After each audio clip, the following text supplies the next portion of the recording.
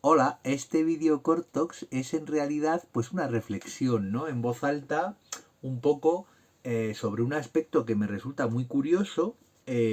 Habrá probablemente gente que al escucharlo le resulte preocupante, a mí no me resulta preocupante, creo que es fruto de pues el puro paso del tiempo, ¿no? De la propia evolución un poco de de las últimas décadas, especialmente de esta era más tecnológica en la que estamos viviendo, y es cómo el test del reloj a la orden muy probablemente sea un test al que le queden muy pocos años de vida. ¿Por qué digo esto? Bueno, pues nosotros sabemos que el test del reloj a la orden es una prueba de cribado magnífica para el deterioro cognitivo asociado al envejecimiento.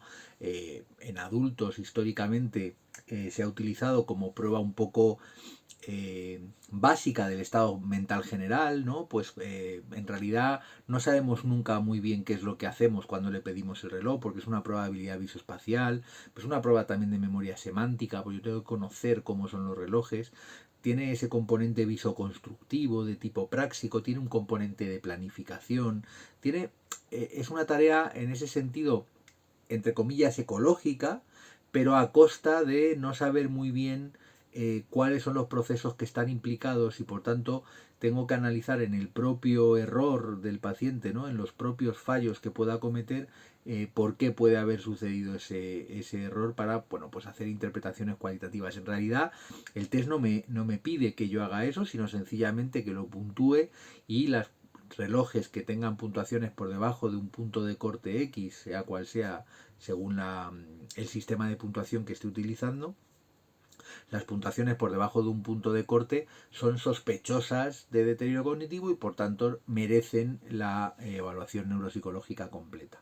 El test del reloj a la orden es un clásico, nadie puede discutirlo, y es una prueba muy sensible y muy específica para estas poblaciones. Sin embargo, recientemente, hace apenas una semana, he tenido que volver a hacer una sesión de prácticas que yo hago en el máster de neurociencia de la Universidad Complutense de Madrid, en el cual pues evalúo a un alumno o alumna que hay en clase físicamente, o sea, le hago la evaluación neuropsicológica en directo, delante de los compañeros, pues un poco para que se familiaricen con el proceso, cómo me comporto yo, cómo manejo la situación de consulta, a modo de role-playing, ¿no? Y al estudiante, en este caso era una chica, a la estudiante se le pide, pues bueno, pues que rinda como si fuera un paciente, es decir, en el sentido en el que tiene que intentar hacerlo lo mejor que pueda, porque luego sus puntuaciones serán comparadas con los baremos. Evidentemente, eh, las personas que están cursando un máster oficial en neurociencias en la Universidad Complutense de Madrid, pues sería extraordinario que en algún momento encontrara algo de sugerente, ¿no? De patología o de algún tipo de deterioro cognitivo o de un trastorno del neurodesarrollo incluso, no sería raro encontrar. En cualquier caso, yo practico una evaluación de adultos y este año, por segunda vez consecutiva, el único fallo que ha cometido la alumna ha sido dibujar mal el test de el reloj a la orden, ¿no? En el test del reloj a la orden, hacer un reloj muy flojo. En este caso yo utilizo habitualmente la puntuación de Cacho y García en un artículo que salió en Revista de Neurología en el 99, que es probablemente, bueno, a mí personalmente me parece una de las mejores opciones de puntuación que hay. Y es una puntuación que oscila entre 0 y 10 y los autores sugieren que por debajo de 6 la persona cumpliría criterios muy probablemente de demencia. Por tanto, en estudios paralelos que se han hecho, yo creo que no recuerdo exactamente el dato, lo hago siempre de cabeza, pero que es a partir del 8,5 o algo así, es sugerente de deterioro cognitivo leve. El caso es que en cualquier caso, esta persona, como digo, estudiante de 20 y pocos años, ha hecho un reloj de 7,5 sobre 10. El año pasado me parece que fue de 7 sobre 10. ¿Qué quiere decir esto? O sea, ¿qué estoy sugiriendo con esta cuestión? Lo que estoy sugiriendo es que a lo mejor los jóvenes actuales, las personas que ahora están haciendo un máster oficial, no han practicado realmente los relojes analógicos. Se estudia en primaria. Es decir, me consta que en cuarto, quinto, sexto de primaria, en matemáticas, hay una semana o 2 semanas en las que se estudia el reloj. Se estudia cómo es el reloj, el minutero, ¿no? Se estudia las menos cuarto, se estudia. Se practica y hay exámenes sobre eso. Y es decir, para acabar la primaria, en teoría, una persona con estudios primarios completos tiene que leer un reloj.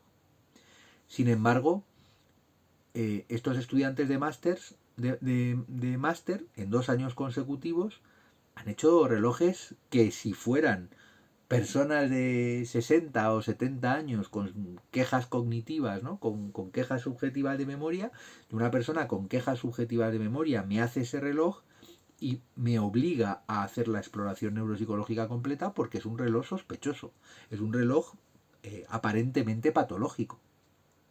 Pero claro, como además estas evaluaciones se hacen en un contexto puramente docente, ¿no? Didáctico, educativo, en el que ni siquiera ellos expresan ninguna queja, no hay ninguna razón para sospechar que ese reloj esté mal por alguna cuestión patológica, vamos a decir, grave, ¿no? Sencillamente, cuando llega el momento de dibujar el reloj, no visualizan adecuadamente en su memoria semántica, ¿no? en la imaginabilidad, la imaginería de la memoria semántica no es capaz de evocar un reloj bien ordenado, no saben muy bien cómo va el minutero, y entonces dibujan un reloj aparentemente patológico sin tener patología. Y entonces me pregunto, las personas que ahora tienen 24, 25, 26 años, cuando tengan 60, el test del reloj a la orden no va a valer para nada. Es decir, está condenado a la extinción, en tanto que los relojes digitales dominan claramente la escena en los últimos años. Yo sigo usando el test de reloj a la orden en personas mayores y sigue funcionando, y creo que la gente que vea pacientes mayores estará de acuerdo conmigo. Es un test que sigue siendo perfectamente útil, pero probablemente deje de serlo en algún momento. Tengo la suerte de haber compartido hace muy poco, y me acabo de acordar de esta anécdota porque ha sucedido también hace muy poco.